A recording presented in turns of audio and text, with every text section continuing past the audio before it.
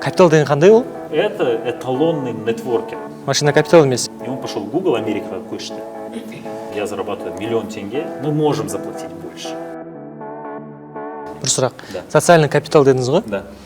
Капитал деген сөзді ашайықшы. Давай. Сосын социальный деген сөзге значение давай, берейік. давай. Капитал деген қандай ол? Капитал деп сіз нені айтамыз біз? Мысалы, машина капитал ма? Жоқ. Машина капитал емес, иә? Нет, капитал дегеніміз это қанша бізде ақша бар. И сколько мы готовы производить денег в этом году, да? Если мысалы мен, допустим, я зарабатываю 1 000 000 тенге, жылда мен капитал 12 000 000 тенге, да? Это мой капитал, условно. А социальный деген әлеуметтік капитал. Әлеуметтік. Яғни менің айналамдағы таныстарымның саны, көлемі, ол менің капиталымның бір көрінісі. Иә. То есть ол да ақша ретінде есептеледі. Да, но капитал для чего дается? Капитал это не то, что ты тратишь эти деньги. Капитал это то, что ты можешь вложиться. Например, у некого миллиона бар, что я могу ашыған? Кафе ашайын, да, там, и так далее. Вот.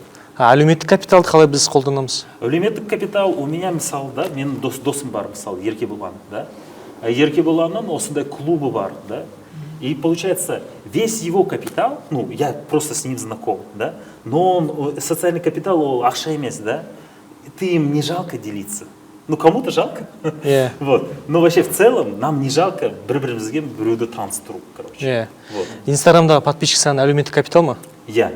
Әлеуметтік капитал, Абсолютно. Вот сейчас мы придем к этому.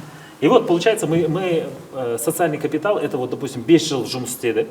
Это вот то, что 5 жылда мы наработали. Мы можем заработать деньги, и мы можем еще плюс заработать социальный капитал. Социальный капитал, мысалы, мен жұмысымды жақсы істедім, что я получаю взамен? Я получаю сол кісіден следующий заказ. Либо сол кісі айтады, анау азамат бар, ол саған істеп бере алады. Либо я другого клиента. Либо ол айтады, азамат, менің танысым бар, анау корпорацияда. Ол жердің подрядын алсам болды, короче, боисын, да? Все, давай, тема. Вот, это называется социальный капитал. И нам всегда кажется логично, так, на жерде миллион тауып тұрмын, енді 2 миллион, енді 3 миллион, это один путь, линейный, да? Социальный капитал это может такая вещь, то, что может себя как ракета запустить в воздух. Вот. Теперь, социальный капитал это не только, который люди выше нашего уровня, да? Это может быть и ниже нашего уровня. Мысалы, біз Freedom Finance'да жұмыс істедік. Сол жерде Александр Фомин деген кісі болды.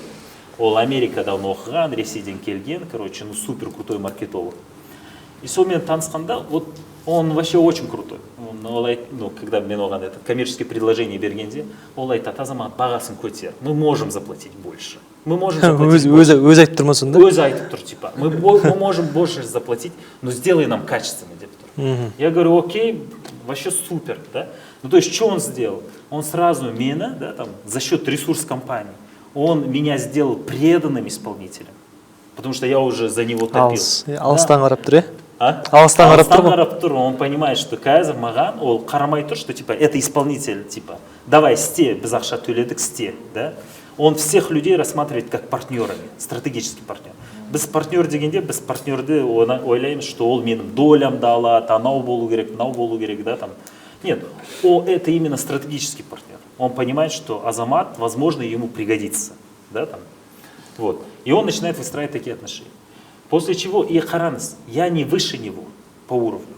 Там, у него там сколько регалий, он, да, там, деньги вообще жоғары. И тут он старается со мной выстроить вот эти отношения. Потом біз жұмыс істейміз, и сосын бір уақытта ол айтады, азамат мені Гуглға шақырды, мен сол жерге кеттім. И он пошел в Google, Америкаға көшті.